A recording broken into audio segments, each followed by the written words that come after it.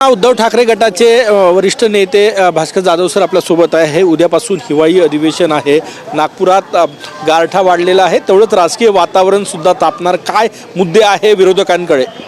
असं आहे की विरोधकांच्याकडे मुद्दे खूप आहेत, परंतु ह्या विरोधकांच्या मुद्द्यांना सामना करण्याची सरकारची तयारी नाही। त्यामुळं सुरुवातीच्या काळामध्ये 8 डिसेंबर ते 19 डिसेंबर असं 2 आठवड्यांचं अधिवेशन ठेवलं होतं। या सरकारनं ते 8 डिसेंबर ते आता 14 डिसेंबरपर्यंत फक्त केलेलं आहे आणि म्हणून तेही जबरदस्तीनं केलेलं आहे। 14 डिसेंबरपर्यंत चालवतील असं वाटत नाही, ते 12 डिसेंबरलाच ते आटोपतील। त्यामुळं विरोधकांच्याकडे इतके मुद्दे आहेत।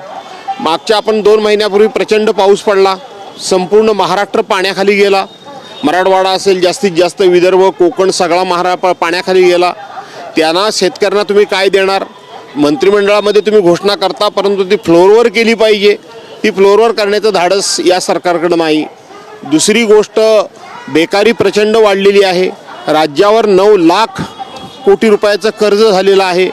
त्या संदर्भामध्ये उत्तरं देता येऊ नयेत म्हणून या सरकारनं अतिशय अल्पकालीन आणि नागपूरचं आम्ही सेशन केलं नाही असा आरोप होऊ नये म्हणून ह्यांनी हे अधिवेशन इथे ठेवलेलं आहे। परंतु हे अधिवेशन जनतेला न्याय देण्याकरता नाही। सर, परंपरेनुसार आजच्या चहापानावर बहिष्कार घातला जाईल विरोधकांकडनं? असं आहे की विरोधकांच्या चहापाण्यामध्ये एक पूर्वी सभ्यता होती, सज्जनता होती की अधिवेशन कालावधीच्या पूर्वी विरोधकांचं म्हणणं काय आहे ते ऐकून घ्यायचं, त्याच्याशी चर्चा करायची। त्यातले काही मुद्दे आम्ही सोडवू शकतो का, काही मुद्दे आम्ही सोडवण्यामध्ये काय अडचण आहे, ही विरोधी पक्षाकडे चर्चा करणं म्हणजे चहापान करणं। परंतु आता ती सभ्यता सरकारकडे राहिलेली नाही। एक फार्स म्हणून बोलवायचं आणि आले तरी ठीक, नाही तरी ठीक। त्यामुळं त्या चहापानाला जाण्यात काय अर्थ नाही। जाणार नाही, आजही बहिष्कार असणार? आजही बहिष्कार।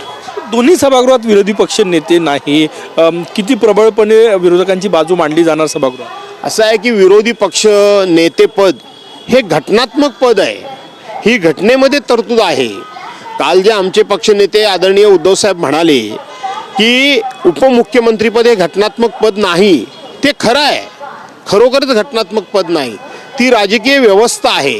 परंतु डॉक्टर बाबासाहेब आंबेडकरांची जी घटना आहे ती घटनेमध्ये लिहिलेलं आहे, विधिमंडळ नियमामध्ये लिहिलेलं आहे, प्रथेमध्ये परंपरेमध्ये विरोधी पक्ष नेता हा असलाच पाहिजे।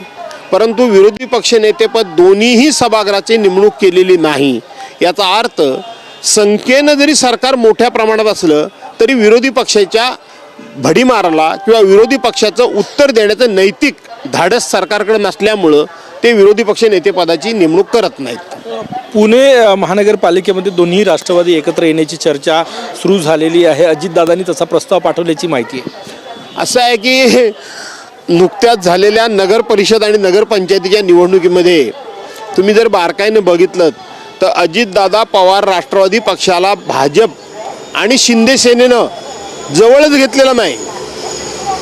मला सांगायचं की माझ्या कोकणामध्ये ज्या मतदारसंघाचा अजितदादा पवार गटाचा खासदार आहे तिथल्या नगरपालिकेमध्ये त्यांना एक जागासुद्धा दिलेली नाही। कोकणामध्ये कुठंही अजितदादा पवार गटाला हे भाजपानं आणि शिंदे सेनेनं जवळ घेतलेलं नाही।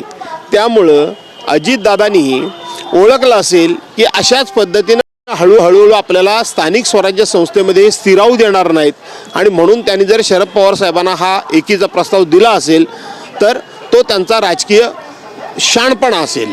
गेल्या काही दिवसात शिवसेना आणि भाजपमध्ये कलगीतुरा पाहायला मिळतोय। काल रवींद्र चव्हाण आणि उपमुख्यमंत्री एकनाथ शिंदे एका मंचावर होते, तिथे खासदार श्रीकांत शिंदे यांची टोलेबाजी पाहायला मिळाली।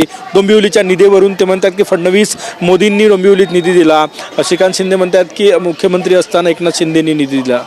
असं आहे की भारतीय जनता पार्टीची कार्यपद्धती, नीती आणि त्यांचं एकंदरीत नैतिकता ही फक्त वापरा आणि सोडा ही त्यांची पद्धत आहे आणि म्हणून केलेल्या उपकाराची जाणीव ठेवेल तर तो भाजप कसला?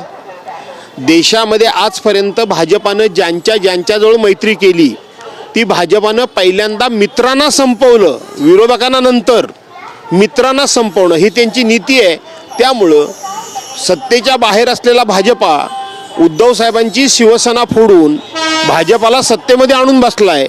आता भाजपाचं एककलमी कार्यक्रम होणार आहे की एकनाथ शिंदेना बाहेर काढणं, ही त्यांची नेहमीची कार्यपद्धती आहे. नितेश राणे, शेवटचे 2 प्रश्न. नितेश राणे काल म्हणले की मी टोपीवाल्यांना मतं मागायला गेलो नाही, मी मुख्यमंत्र्यांचा लाडका.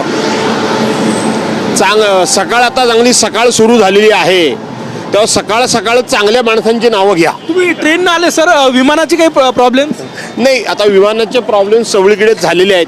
इंडिगो जे आपल्या या ठिकाणी एअरबस ज्या आहेत, विमानं रद्द झालेली आहेत आणि सगळीच संपूर्णपणे ही यंत्रणाच डिस्टर्ब झालेली आहे. त्यामुळं माझं खरं आजचं विमानाचं तिकीट होतं, मग मी काल रात्री अचानकपणे रेल्वेमध्ये बसलो. विदर्भ एक्सप्रेसने पण अनुभव चांगला आला. सचिन सायांसह गजानन माटे, TV9 मराठी, नागपूर.